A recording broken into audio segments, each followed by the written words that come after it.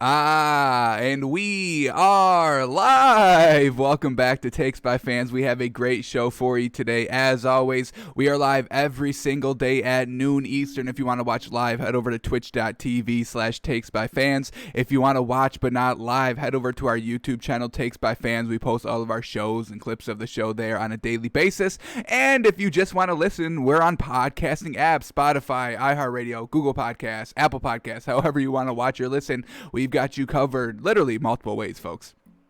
Alrighty, today is Championship Sunday, folks. Oh my goodness. We're almost at the end of the NFL season. How crazy is that? We've been doing this for what do we got? Like 19 straight weeks of talking NFL, and it's led us to this moment.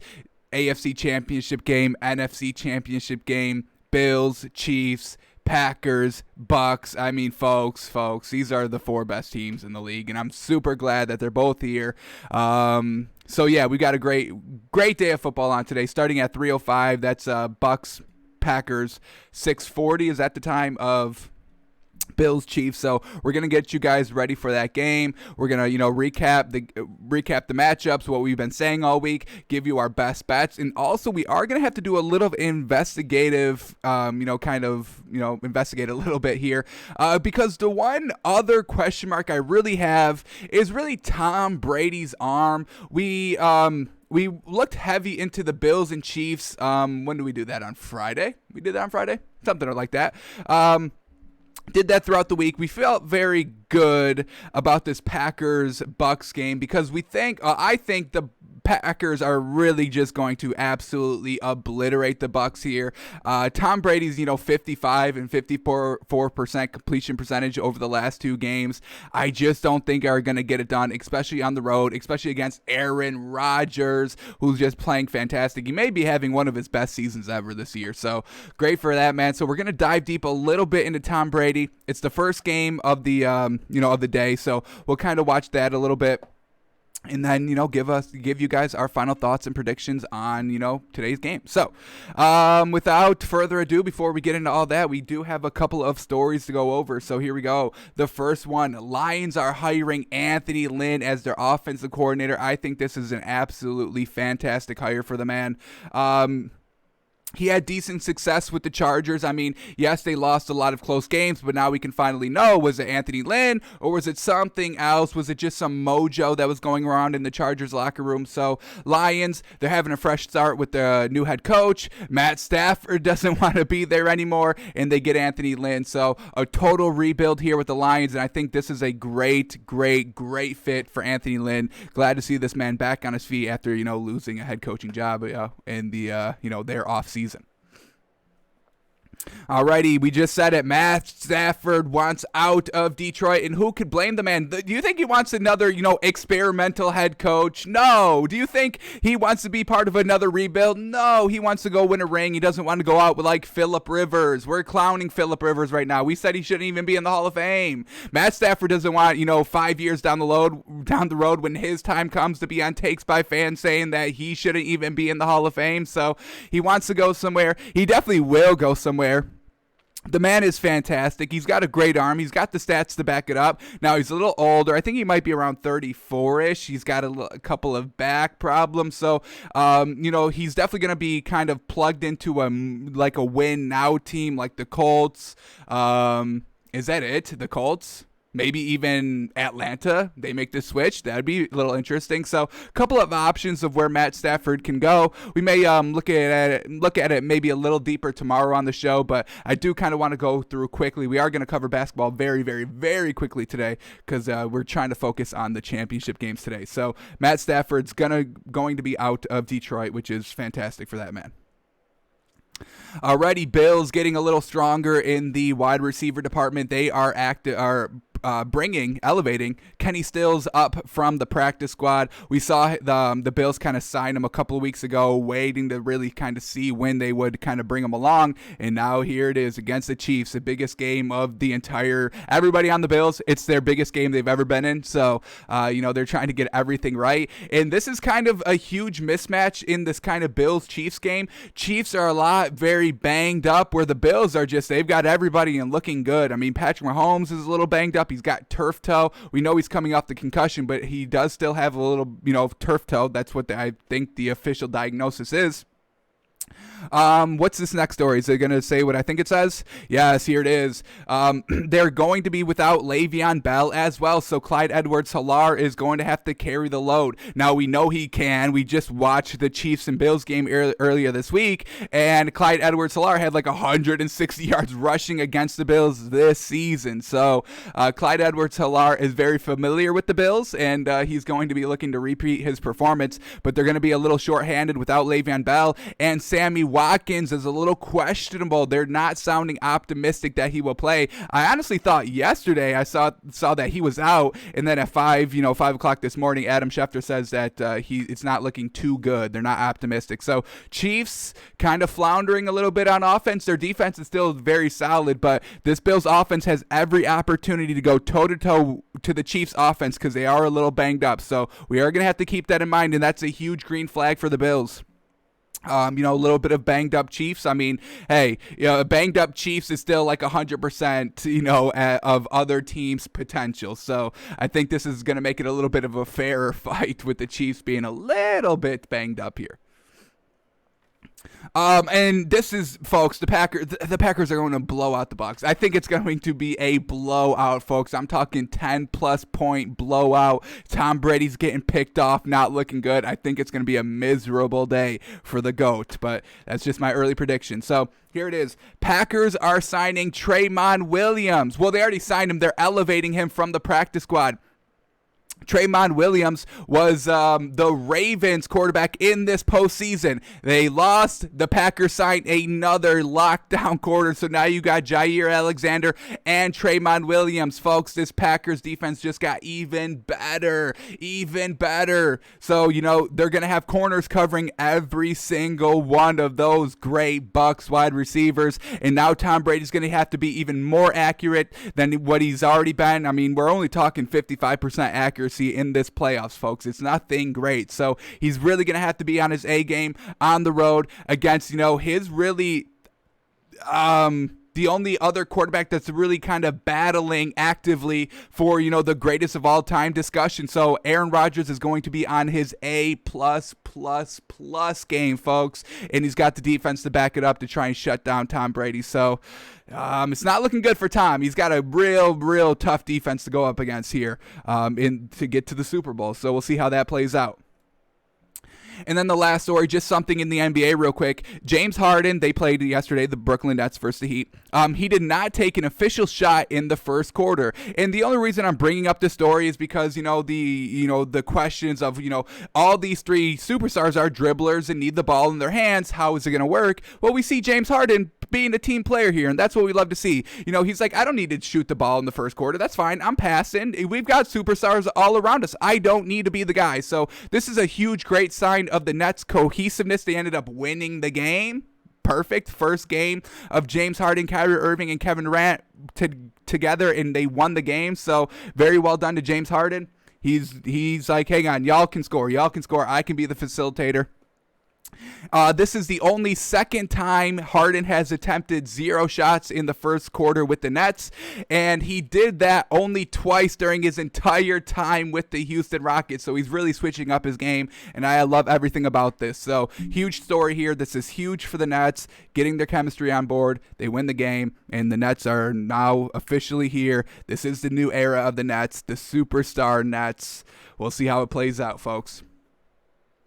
Alrighty, we are quickly going through the NBA from last night. Couple of decent games. So we'll start here. 76ers and the Pistons. Classic Pistons losing again. Let's quickly look at the box score because I do want to see what's going on with the 76ers.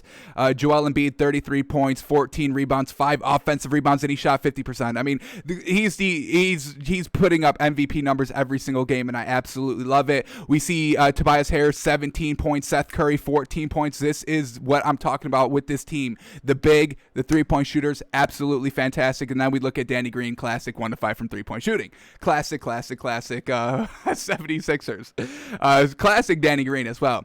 Let's quickly look at Blake Griffin. Did he even play? Blake Griffin? Oh, Blake Griffin didn't even play last night for the Pistons. Interesting. And neither did Derrick Rose. So they tried to go along without their two best pieces, and they made it a little competitive here. So I don't know what to make of that. I don't know what to make of that. Alrighty. As we said, Nets, Heat, very well done for the Nets getting their first win. Let's quickly look at what the Nets did here. Kevin Durant, 31. Kyrie Irving, 28. James Harden, 12 points with 11 assists and 7 rebounds. So, he's like, all right, we're all scoring and we're losing. What can we do differently to win? Just let me be the facilitator. And that's exactly what he did. And they win the game. Coincidence? I don't think so, folks. So I think this Nets team is moving in the absolute right direction. You see Joe Harris putting up 23 points. I mean, they've got shooters besides the big three. They're still good at that, shooting from long distance. So, James Harden not taking all these shots is actually helping out the team. So absolutely love it. For the Heat, obviously, Jimmy Butler's not in this in the lineup, and holy cow, Bam Adebayo had 41 points and 9 assists. Holy moly, what a game by that man. Got to the line 14 times. Unfortunately, who did not step up? We can see Kelly Olynyk with only 5, Maurice Harkless with only 6.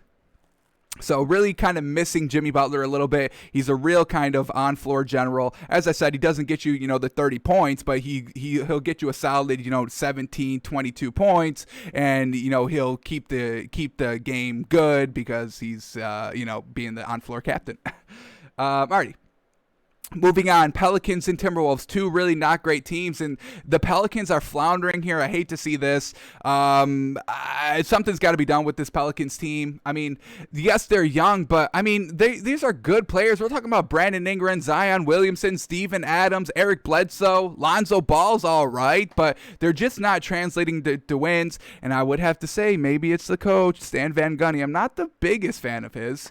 Very young squad here, and he doesn't seem to have it going on. I mean, you cannot be losing to the Timberwolves, folks. They've got nobody. They've got really nobody. And they really just lost like that. Not great there. Not a great game for the Pelicans. Alrighty, Warriors and Jazz. Warriors getting a little blown out, and we just did our power rankings yesterday on the show, and we put the Warriors at 8 or 7, something like that. So we might have went very high on this Warriors team. We see who floundered here. Andrew Wiggins with 13, Draymond Green with 4. Kelly Oubre with only 5. So they, definitely the supporting cast besides, Steph Curry really needs to start stepping it up on a more consistent basis. So maybe we're a little too high in the Warriors, but we can fix that next Friday come then.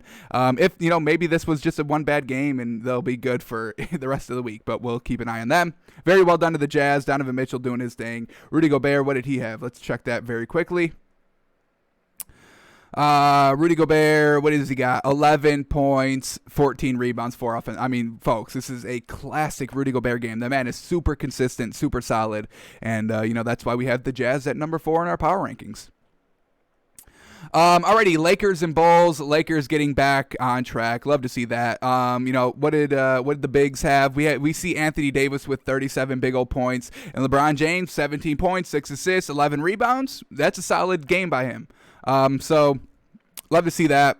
No real good contribution from Kyle Kuzma. Hate seeing that. Classic 0-3 from him. And Dennis Schroeder with only 9 points. Got to get that up a little bit. But hey, they still get the win, so they can, kind of accept it a little bit. Rockets and the Mavs, and oh my goodness, Rockets back on track. I think John Wall played yesterday. I'm pretty sure he did. I'm almost certain he did. And he did. Look at this. Look at this man back in action here. Minutes restrictions with the only 20 minutes there. 7 points, 8 assists, fantastic. We see Victor Oladipo didn't play, unfortunately. So I'm still waiting for John Wall and Victor Oladipo to be in the starting lineup together. I think it could be great. And the Rockets getting back on track here with a huge win over the Mavericks. We see Kristaps Porzingis didn't play, probably a big old reason. And look at this starting lineup. Holy cow, not good performance here. Yes, Luka did good with 26 points, and Tim Hardaway Jr. did good with 15 points. But look at this, Josh Green, 6 points, Willie Cauley-Stein with 6 points, and Jalen Brunson with 9 points. That's not going to get it done, folks. So the Rockets win 133-108. And then the last game, Nuggets, Suns. Oh my goodness, what is this, 2 losses in a row for them? Not a great look.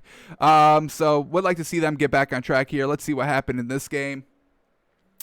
Jamal Murray, 26 points. Jokic, 29 points, 22 rebounds. Holy moly. 7 offensive rebounds as well. And he didn't even take a 3 this game. Holy cow, keeping it in a little bit. So Murray and Jokic getting it done like they do. Michael Porter Jr. off the bench, 14 points, 11 rebounds in 35 minutes, trying to get back to his starting, rotation since he's been out for a little bit, and he's looking back to where he is. So love to see that. 3 of 4 from 3. That's the biggest thing for Michael Porter Jr.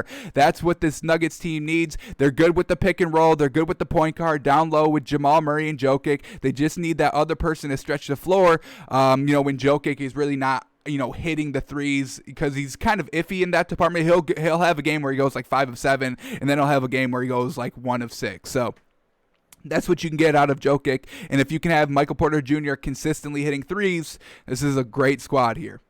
All right, the Suns, what happened to them? Well, obviously, no Devin Booker. We saw him go down in overtime 2 games ago, not here. And they still made it competitive, but, when they don't have Devin Booker, kind of like the Thunder last season, they really need all their starters performing very well on a consistent basis. The Suns are the same way because they don't have a great bench, not a huge bench here, so really all the starters need to be on. And when Devin Booker's not in the starting lineup, you cannot expect this team to win. So Chris Paul, 21 points. DeAndre Ayton, 17 points and 13 rebounds. Alrighty, that was the NFL from last night. Now let's move on to the NFL because we've got some absolutely great games on tonight. Oh my goodness, I cannot wait. I mean, folks, this is it. I mean, we finally get to see Tom Brady versus Aaron Rodgers in a huge, meaningful game. I mean, since they were in AFC and NFC, the only time we were able to see that was when they got to the Super Bowl, and they never got to the Super Bowl together. I mean, Tom Brady was, but Aaron Rodgers, Tom Brady every year was like, where is Aaron Rodgers? I'm trying to face this man. I'm here every single year. Where is him? Where is he? Oh, can't even get past the NFC Championship game. Couldn't be me. So huge rivalry here, huge matchup. Tom Brady, Aaron Rodgers, and then the young guns in the AFC East, Josh Allen, Patrick Mahomes. These are the 2 new elite quarterbacks. These 2 will rival each other their entire career. They are already starting to be compared to each other. I'm seeing tweets all day. Let me see if I can quickly bring this up. Because I saw it posted like 4 different times. I'm like, what are we talking about here? Quickly. Here it is. Some NFL insiders believe Josh Allen has caught up to Patrick Mahomes' level. All right, let's take this, one season at a time. This is Josh Allen's best season ever. I mean, in the jump from last season to this season, I don't think anybody could have predicted it. But why do we always have to compare quarterback to quarterback? Why can't Josh Allen just be his own new breed, which he really is? He's not a dual threat quarterback. He's not, as, laterally explosive as, Patrick Mahomes is. This man's, a new breed. He's like Big Ben. He's like, why are we comparing him to Patrick Mahomes? I get Patrick Mahomes is great, but it's like a 2-year stretch, a 3-year stretch. Now, Patrick Mahomes will continue to be great. I don't see him falling off, but it's just like, can we stop comparing everybody to everybody else? Josh Allen's a new breed. He's fine. He's great. He's great at what he does in his game. He's not a great runner. So I don't know what we're saying, catching up to Patrick Mahomes' level. I don't get it. I get what they're saying. I just don't like the comparison being made. I don't think it's anything that we should be doing. I don't even know if that's a real story. I mean, we're talking about anonymous insiders. I'm an insider. I got a show. I'm an insider. I'm not agreeing with that. So, all right. All right. How do we want to do this? Let's, before we talk about every game, let's try to get a clearer picture of this Bucks Packers game. We did a lot of, film study on that Bills-Chiefs matchup, and we're feeling very good that the Bills are unfortunately not going to win. And it's truly unfortunate, because I really think this is Josh Allen's biggest game of his career. I mean, the stage is big. The fans are all rooting for him. The pressure is mounting. He's 3 seasons in. He's been handling it great, but, this is to go to the Super Bowl. I mean, we're talking about, if you win this game, we're talking about giving you 2 weeks to prepare. When do you ever have 2 weeks to prepare? That's how you know how significant, the next game is. Obviously, you win the championship, so it shouldn't have to be said, but it's significant. The Super Bowl is pretty big. He's also on the road. We've seen Josh Allen at home these last 2 weeks, and the offense hasn't been that great. We've seen the offense in the regular season put up 35, 40 points consistently, no big deal. But now they're struggling to score a little bit, and I know in the playoffs, defenses get a little bit better. You have, you're really focusing on this game. But we see, Aaron Rodgers putting up, 300 yards, a couple of touchdowns, 30 points, no problem, So I think, Sean McDermott is kind of getting in his own head with the play calling. We looked at their first matchup, the Bills and the Chiefs, on week 6, and we saw nothing really great. A lot concerning me. Having Josh Allen run the ball so much. This man is careless with the ball, and it is unfortunate. He's fumbled once each game of this postseason already. He's recovered both of them, but he is still fumble prone, and that's the only knock I have on Josh Allen anymore. That's the only knock, is that he fumbles the ball and he tries to do too much. He tries to extend plays. He doesn't really live for another down when he's running. When he's passing and nothing's open, he doesn't force anything, but when he's running the ball, everything just goes out of the window, and he's just like, I'm just going to try and do everything. So it's kind of real bizarre. He hasn't cleaned it up. We are seeing it. We saw it week 6. We're seeing it right now, just last week, 2 weeks ago in the playoffs. He's really got to start to clean that up a little bit, and until he does, I don't think we can root. I'm going to root for him, but I can't expect him to kind of pull out the win here. I think a turnover is what we're going to be talking about on Monday, folks, for this Josh Allen Bills team. Now, as we said on the top of the show, the Bills, folks, they've got the Chiefs offense is, banged up big time. So, if Josh Allen is just playing game manager here, they can definitely get it done, because this Bills defense is very, very, very, very good. Comparable. You can put them in the top 5. You can put the Bills defense in the top 5 of the league. And, the Chiefs team banged up going against a great defense. Josh Allen could have some short fields. And if you give Josh Allen short fields, he'll capitalize 100% with touchdowns and not turning the ball over. That's kind of what Tom Brady's doing in this postseason, just waiting for short fields. Last week, he wasn't beating the Saints. He was cashing in on all those Drew Brees turnovers. 3 interceptions, touchdown on every single drive after those interceptions, because it's short fields, and Tom Brady's the master. He's not going to give up short field touchdowns. So, let's go here. Let's get into some film study, and then we'll talk about, where the line is. We'll talk through the game, give you our best bets. But I do kind of want to quickly kind of go through this Bucs team and Tom Brady in general. It's the last kind of question mark I think we want to kind of talk about before we watch the game and before we kind of solidify our final thoughts here. So, Tom Brady, let's go back to last week's matchup for Thomas Brady and the Saints. Once again, very, very low completion percentage, 54%. Last week it was 55, but he had like 300 yards. So I will give him it last game, but this game, once again, the completion percentage is something I want to keep an eye on. So 18 of 33. We've got all 33 of his passes time stamped out here. We're going to go through kind of quickly and kind of judge all of his passes, because that's what's going to have to win Tom Brady this game here. He's going to have to go toe-to-toe with Aaron Rodgers. He's going to have to be flawless. If he turns the ball over once, it's going to be instantly game over for this Packers team, unfortunately. So, here we go. 18 of 33. Nothing great there. Only 199 yards as well. So a little bit of dink and dunk in the touchdowns. I think they all came on short field. So we've got all of his passes here. We're going to look at it because we did kind of look at it a little bit on Wednesday, and we weren't super impressed. I think we only took like one drive out of it. And the arm, it's not as big as it used to be. I think we're kind of capping out his kind of arm strength at like 40 yards down the field, where Aaron Rodgers can still kind of sling it, 50, 55 yards if he needs to. So let's, stop talking about it and start watching it a little bit. So we'll quickly go through all of Tom Brady's passes from last week. See what Tom Brady did last week, folks. Anything great? Anything great? I didn't see anything real great there. I saw one great throw. I saw one fantastic throw. Everything else, deep ball accuracy, meh at best. It's meh. The arm strength is still there, so I'm glad we did see that. I'm glad we still did see that, so the arm strength is still there. Alrighty, so now since we just watched that, let's give you guys our final thoughts. Talk through it. Talk through these games. Talk through these lines. See if there's really anything great value here that we can kind of sink our teeth into. So here we go. Bucks Packers. Line is still -3.5 for the Packers, and I still think we still like it, folks. I still like it. Tom Brady. I mean, we just saw it, folks. We just saw it. 3 interceptions that really could have changed the tides of the game. I mean, Drew Brees threw 3 interceptions. So if Tom Brady threw 3 interceptions, I mean, this game would have been flip-flop, and we're talking about the Saints this week and not the Bucks. The deep ball accuracy of Tom Brady wasn't anything fantastic. Missed, not 100% accurate most of the time on the deep balls. Now, he's got great receivers who can go and make those catches, so, bailing out Tom Brady a little bit.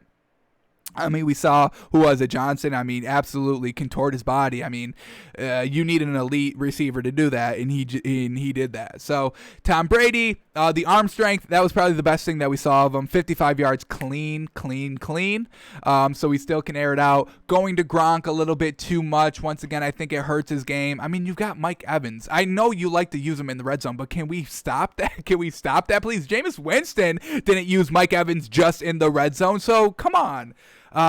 AB, a little banged up. I think he's going to be good to go. He'll play this game, but still a little banged up. I really think the Bucs are going to have to establish the run heavy. Just let Tom Brady be a game manager. The running game is pretty decent here. The Bucs have a decent defense, not a great passing defense, but they can stop the run, which will force Aaron Rodgers to start throwing the ball a little bit more. So if Tom Brady can play just game manager like he did this game. I mean, last week against the Saints, it was just game manager, just not, turning it over in the red zone, taking advantage of all those interceptions that the defense created with touchdowns. I mean, that's game manager stuff, folks, that we're seeing from Tom Brady. He's not going out there and leading his team single-handedly to wins. It's not all just Tom Brady. It's really rarely ever Tom Brady. At least last week. So we're still going to rock with the Packers here. I've just liked the way that Aaron Rodgers has been playing. He's really been flawless in this postseason, not making the mistakes, having great, accuracy, having great completion percentage, throwing for the yards every game, having the touchdowns. It doesn't matter. He's still good to go. He's at home. The defense got even better. We said that they signed, they got Tramon Williams. Let me double check the name. Where are we at? Here we go. Tramon Williams from the Ravens. He's good to go. You got Jair Alexander. They're going to be locking up these receivers. And we know that now that this Packers team has good corners, the defense is going to be good. We just saw Tom Brady kind of struggle with the accuracy, and we saw it with Gronk. I mean, the defense was all over him, and Tom Brady couldn't get the ball in the spots that it needed to be caught. I mean, we saw the one catch that was wide open. We'll give him that. But, these receivers are going to be locked down. AB, Mike Evans, Scotty Miller, they're going to be locked down because the Packers have a real great defense, folks. So Tom Brady's going to have to be on his A game.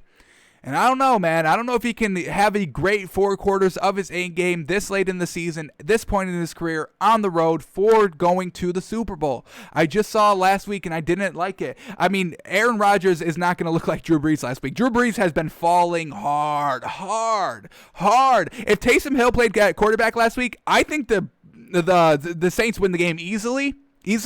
So, Aaron Rodgers, better than Drew Brees at this current moment, younger, more athletic, better arm strength, not going to throw 3 interceptions. I can guarantee Aaron Rodgers will not throw 3 interceptions. So still going to go with the Packers here. The film really didn't change my opinion at all. I did see that Tom Brady does have the arm still, so that is something that kind of changed my thinking a little bit, but still at the end of the day, he still got bailed out, or, Tom Brady still got bailed out by the defense a lot. The shorter fields, he never really drove an entire field and cashed in with a touchdown, and he's going to have to do that against the Packers. So we're going to say Packers -3.5. Our official pick here still stands. Now let's go around with the points by team in the first half, maybe some prop bets, and see if we like anything great. Our favorite kind of prop bets to do are points by team in the first half. So here we go. Bucks first half 12.5 in the Packers over 13.5. Very at the limit. We never take anything over 13.5. And I'm not going to take the Bucks over 12.5. I don't think that's great because I think the Bucks are going to struggle offensively, especially in the first half. Maybe they make some halftime adjustments and come out a little bit better, but I think it's going to be run heavy by the Bucks on the road, low scoring game, and the Bucks are going to have to be probably settling for field goals in the red zone. Packers over 13.5. It's decent. It's decent. We see, Aaron Rodgers be able to go out there. I think in their first meeting, actually, between these two teams, I think they faced. I actually know they faced. And, Tom Brady won the meeting. I get it. But back to that game, we can kind of trace it down to Aaron Rodgers being fantastic in the first quarter. And then in the second quarter, he threw pick six and an interception, and it just went downhill. So if he doesn't throw those interceptions, the Packers win that game.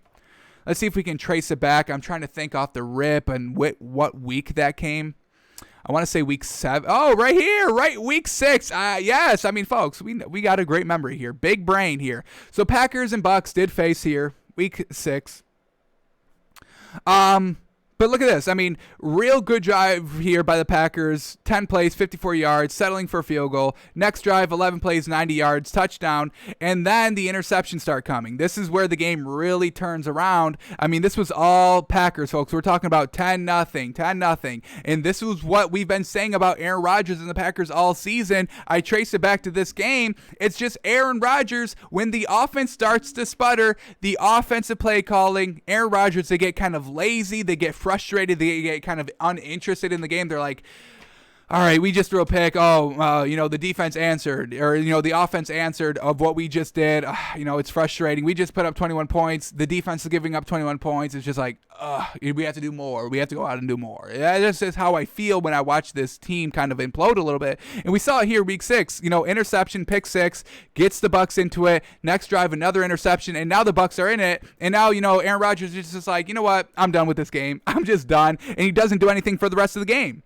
We see 3 and out, end of half, 5 plays, 3 and out, 9 plays, 28 yards, shutdown, 3 and out, or 6 and out, 3 and out. I mean, that's how the rest of the game went. So I think this is just kind of an outlier game. It was just kind of Aaron Rodgers shooting his own self in the foot, giving all the momentum to the Bucks. They put up 28 points in the second quarter, only 10 points for the rest of the game. So it wasn't like, the Bucks were blowing out the Packers. It was just Aaron Rodgers made his own mistakes. The defense gave up other touchdowns, and Aaron Rodgers got, uninterested in the game at halftime, being down 28-10, didn't want to play anymore. So that's why we haven't really talked too much about this meeting, because I don't really put any stake into this game. Now, if the Bucks actually, blow out the Packers and pick off Aaron Rodgers 3 times, then I'll be completely wrong about this game, and we'll come back Monday on you with it. But I don't think this game here, this individual game, week 6, is going to hold any weight.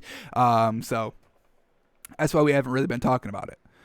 All right, so let's go back to this. Packers over 13.5. That's kind of why I like Packers over 13.5. As I say, their first meeting doesn't hold any weight. But we saw what Aaron Rodgers did in the first quarter. Easy, long drives, no worries. He just got kind of, complacent. Maybe he's just trying to put the nail in the coffin early with the pick 6 and then the other interception. So, they got the ability to go and, put up as many points as they want in the first quarter. Let's see what they did against the Rams last week. In the first half, they put up 19 points. Easy. So we are going to take this. We will officially endorse Packers over 13.5 points in the first half. Aaron Rodgers comes out strong. First drive, touchdown. They maybe even pick off Tom Brady once. Short field, Aaron Rodgers will capitalize like Tom Brady did all last week. So we will endorse Packers over 13.5 points for the first half. Alrighty, player props. We'll go here with the interceptions. I'm sure they're both at half. We know how Vegas, thinks of turnovers. They say they are random events. So interceptions, here we go. Yes, both at half. I mean, the Bucks don't have the best passing defense. They don't got the best passing defense. They can stop the run. I would kind of put my money, if we had to take any of these, if we had to pick an interception of who's going to throw one, I would put it in Brady's hands. We just saw him almost throw 3 last week. We just saw the Packers get a better cornerback this week in Tramon Williams. So we are going to endorse this as well. Tom Brady throws a pick. Alrighty. Okay, and then the last thing we'll do for this game, I want to go to alternative lines and kind of see what we're comfortable going with. I really do think this is going to be a big win for the Packers, and I would feel confident into betting it all the way up to Packers minus 6.5. I would say Packers minus 9.5, but I think it would be a backdoor cover at that point. Bucks down 10 with like 4 minutes left. They go down and score either a field goal or touchdown, cutting the lead down to, the 3.5, which you would lose on, the 6.5, which you would lose on if they, got the touchdown. So that's kind of how I feel this game going out, but I'm going to still rock with that. The Packers shut it down. The Bucks, they lose by 10, and I would feel confident with the Packers minus 6.5 in case of a 3-point field goal backdoor cover. Instead of winning by 10, they win by 7. So we'll take Packers minus 6.5. We feel comfortable betting it up to that much. So this is kind of what we feel comfortable with in this game. This is how I feel the game's going to go out. I think it's going to be a big win for the Packers. They win by 10. We'll take the 3.5 right on the money line. So we'll endorse, what the actual line is, Packers minus 3.5. We feel comfortable betting it all the way up to Packers minus 6.5. We'll take over 13.5 points in the first half. We think Aaron Rodgers can get off to a hot start, and we think Tom Brady's going to throw a pick. I mean, we just saw 3 last week, folks. 3 potential. And, as we said, I'm telling you, these corners for the Packers are going to be all over the Bucs receivers. So Tom Brady's going to have to be he's going to have to play the best game of the season, accuracy-wise, if he wants to kind of play a flawless game of not turning the ball over. So this is what we got here for this Packers-Bucks game, tipping off at 3:05. Oh, I like this. I mean, folks, we're on Sundays here. It's past 1 o'clock. We're still going. No time restraints here, as 3:05 is the first game. So taking our sweet time here, and I actually like it. Nice little smooth show here. Alrighty, last game to talk about. So this is what we got here. We'll kind of keep this up. Let's keep that up. All right, Bills, Chiefs now. We did a lot of, in-depth film of the Chiefs and the Bills throughout the week. So that's why we kind of just did the Bucks today. But we did our due diligence on the Chiefs and Bills. We did. The greatest green flag about the Bills coming into this game is that the Chiefs are banged up, folks. They are banged up. We see the turf toe with Patty Mahomes. We see, LaShawn McCoy not playing. We see Sammy Watkins may not play. Let's see if we can get an update on that real quick. In about an hour. They are the later games, so we probably don't have anything concise right now, anything set in stone right now, but that would be a big help if they don't have to worry about Sammy Watkins, because you already have to worry about Tyreek Hill, and you already have to worry about Travis Kelce, and this Bills team, they've got good defensive pieces, but I don't think they would have enough pieces to cover all 3 of those weapons. So if Sammy Watkins is not playing, that would be absolutely perfect for the Bills. I'm not seeing anything on his status yet. What is this Deshaun Watson story? Deshaun Watson is expected to want out of Houston regardless. Yes, we know this. We know that. If Bieniemy goes there, maybe he stays. Maybe. But even at that point, he probably doesn't. So, we'll see. What else we got? I don't think we got any Sammy Watkins news yet.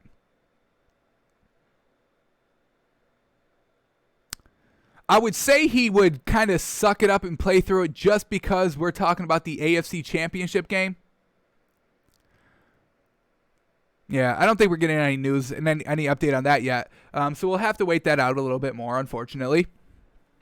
But a banged up Patrick Mahomes, how is he going to look? Probably still pretty decent. The one big red flag we have on this Bills team, folks, is Josh Allen fumbling the ball. The play calling of Sean McDermott, it was a little trickery in playoff game 1 against the Colts. It was just a little lackluster last week. They only put up 17 points. Really couldn't do anything with it. 7 points came off a pick 6. So only 10 points by Josh Allen himself. Nothing great. I think he can be great, but now he's on the road. First time on the road in this postseason. Biggest game of his career. Tyrann Mathieu on the defensive end is going to make his day hard as heck. He's going to make it super hard for Josh Allen to have success. And, I know Tyrann Mathieu, he's studying how to cut off Stephon Diggs' routes and predict and what route he's going to do to undercut it and jump it, because that's what Tyrann Mathieu is. He's a ball hawk, folks. He's a roaming safety. He's not just going to be like, all right, I'm a safety. This is where I am. He's going to be all over the field. He'll be blitzing Josh Allen. He'll be pressuring him. He'll be, faking the blitz, dropping back, and just covering, the crossing routes in the middle of the field because he wants to cut off Stephon Diggs. So this is the toughest defense that the Bills kind of have to face. Now, I will give credit to the Bills. They are absolutely obliterating every defense they faced down the stretch. Seattle's defense was good when they faced them. Dolphins defense, week 17, winning in game for the Dolphins, and they absolutely shut them down. But once again, it was at home for the Bills. So another kind of a little red flag there. Let's go back to their kind of week 6 matchup here. Bills at home. Hang on, both these teams faced on week 6? Because that's kind of crazy to think about. Let's double check this. I'm almost guaranteed it. Bills Chiefs, how crazy. Bills Chiefs week 6, Packers Bucks week 6. How crazy. Bucks won the first meeting, Chiefs won the first meeting. I think Packers win the second meeting. I think Chiefs win the second meeting. How crazy. That's real crazy. All right, let's go back here. So where were we? Bills. Where were we? Bills fumbling the ball. Is that where we were at? Yes. All right. So in that week 6 matchup, Josh Allen on their kind of one big drive that they had. We can actually bring it up. Let's bring it up. Their one big touchdown drive that they had, really, they ran Josh Allen a lot in that drive. And I don't like it. I don't like Josh Allen running on designed quarterback runs. I absolutely hate it. Here it is. Off the pass, 3-yard run by Josh Allen, 5-yard run by Josh Allen. He's got one more. Pass incomplete. 13-yard run by Josh Allen. He's got another one. Negative 3-yard run by Josh Allen. He's got another one. No. But, 5 designed rushes by Josh Allen on that drive. It's not good, folks. The only red flag I have him that he drops the ball. He did it in both games. You know what? Let's bring it up. We've got time today. Time is no issue today. Let's go back to the last 2 playoff games of Josh Allen fumbling the ball. Let's see if we can quickly bring them up. I don't know if I'm going to be able to find them quick, so we may not do this. Go to the wild card game against the Colts. Yeah, I don't know if I'm going to be able to find this. I don't know how to find it quick, so let's see if we can do it quickly. Fumble, fumble, fumble. Here it is. That's Autry fumbling. Yeah, no, right here. Yeah, 18-yard sack. Oh, perfect. I knew it came at the end of the game. Folks, the big brain on me. I don't know what to tell you. All right, here we go. 3:50 in the fourth quarter. Wild card game. Quickly bring this up. Quickly.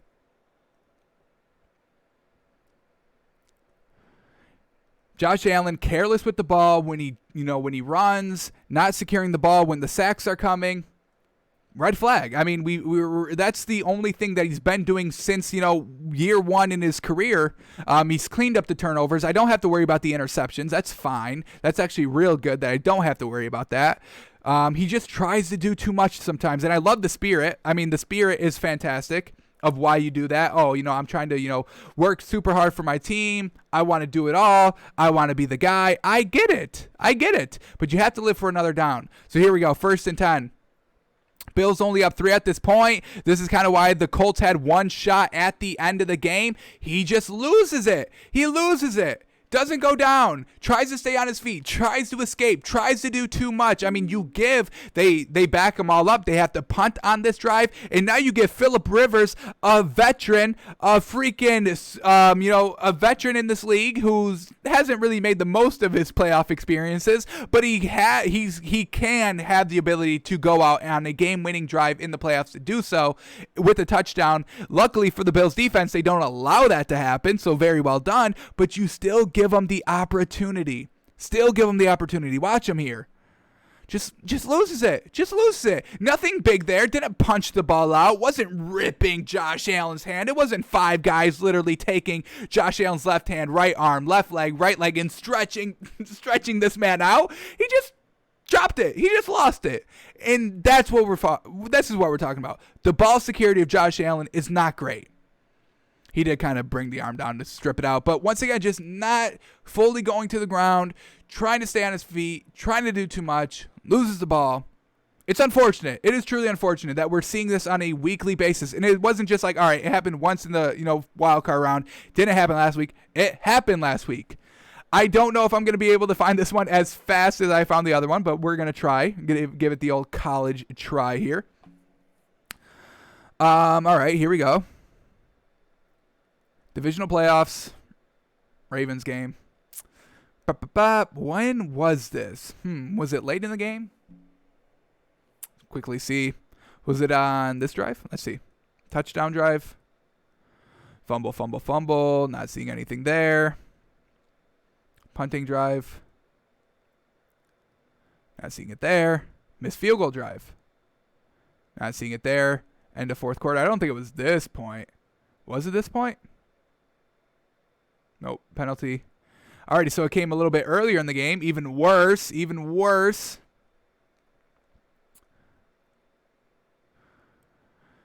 Not there.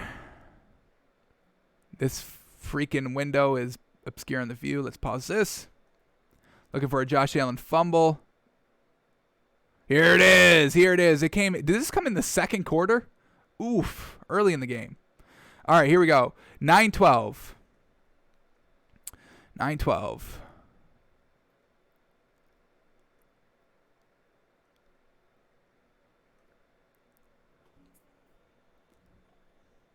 Let's see if this one was worse, the same, than the one that we just saw. Because that one against the Colts, folks, I'm telling you, could have ended. I mean, I'm sure Bills fans were literally holding their breath.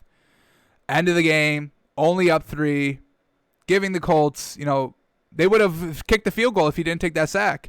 Made it 6 points, made it even harder. All right, where was it? I know I forgot what time it was. 9-12, 9-12.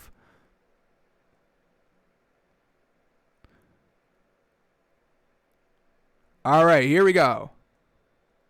Josh Allen, once again, here it is. This is like the same exact spot on the field. Cross midfield, looking to get into field goal territory. He's going to take a sack and fumble. Even worse. I didn't even think it was this worse. It's in the same exact field area.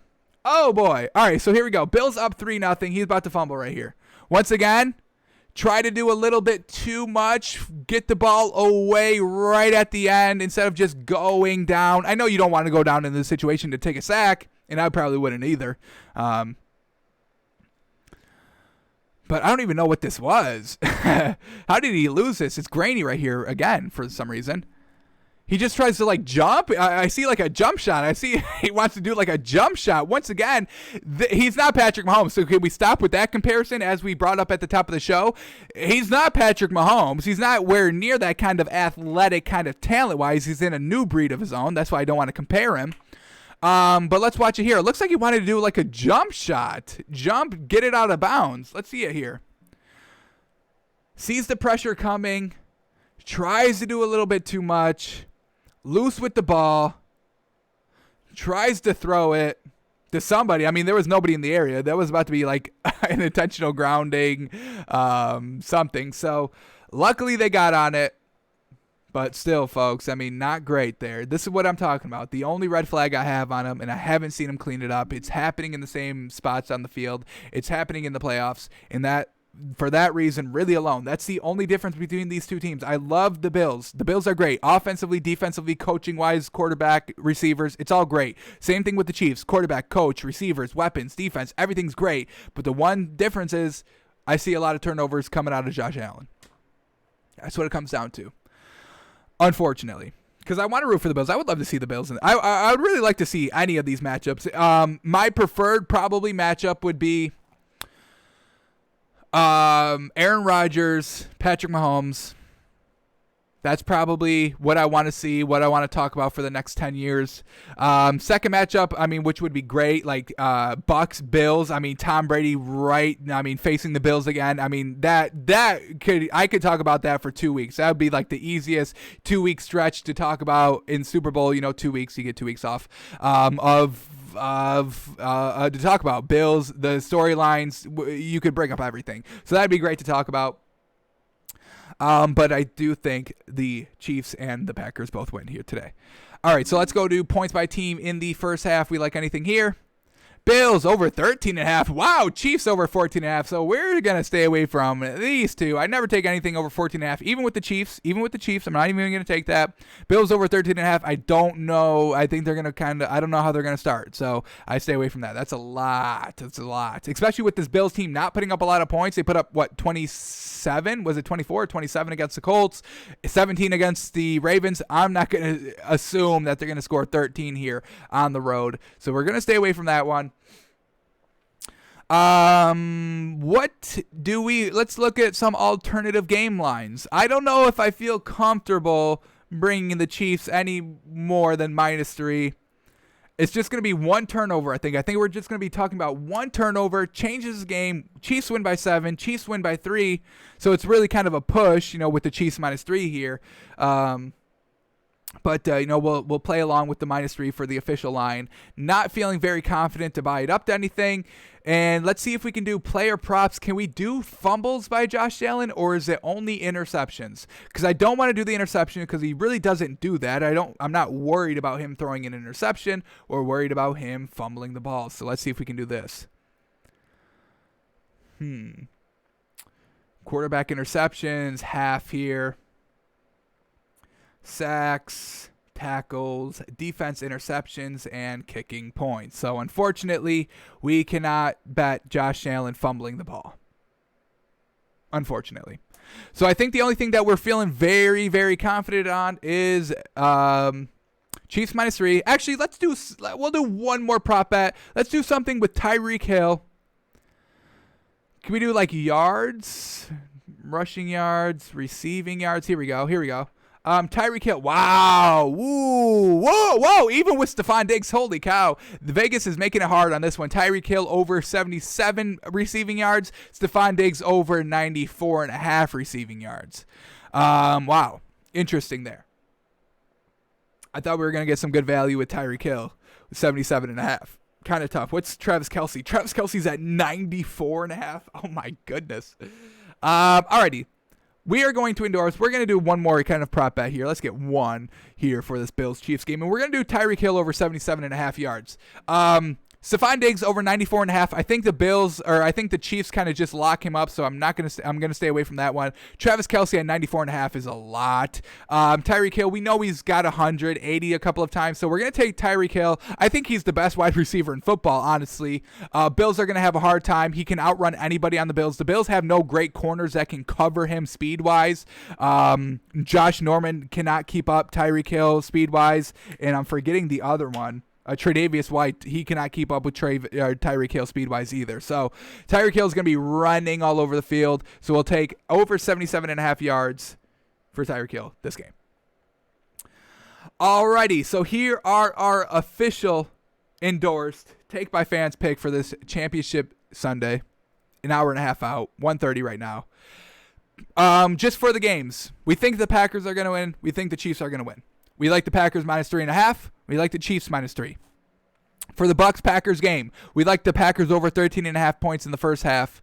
Tom Brady's going to throw a pick. Josh Allen's going to fumble, but we can't bet on that. But, hey, take the action with me. If you want to bet action with me, hit me up on Twitter right now after the show for the next hour and a half, and I'll get you some good odds on that on that Josh Allen fumble. Packers -6.5, we would buy it all the way up to. I would feel comfortable. Them winning by 7. I think they win by 10. Backdoor cover of a field goal. They win by 7. Chiefs -3, we like. Tyreek Hill over 77.5 yards. Alrighty, folks. That's going to do it for us today. Thanks for tuning in. Thanks for watching. Have a great championship Sunday. I hope your team wins if you're rooting for somebody. Hopefully, everything that we endorse hits. And we'll be back tomorrow breaking it all down, telling you where we were right, because I don't think we're going to be wrong. I think Tom Brady flounders, and I think Josh Allen fumbles. That's the two big calls. Alrighty, folks, we're out. Tomorrow, noon Eastern, we're live breaking it all down, telling you where we were right. Alrighty.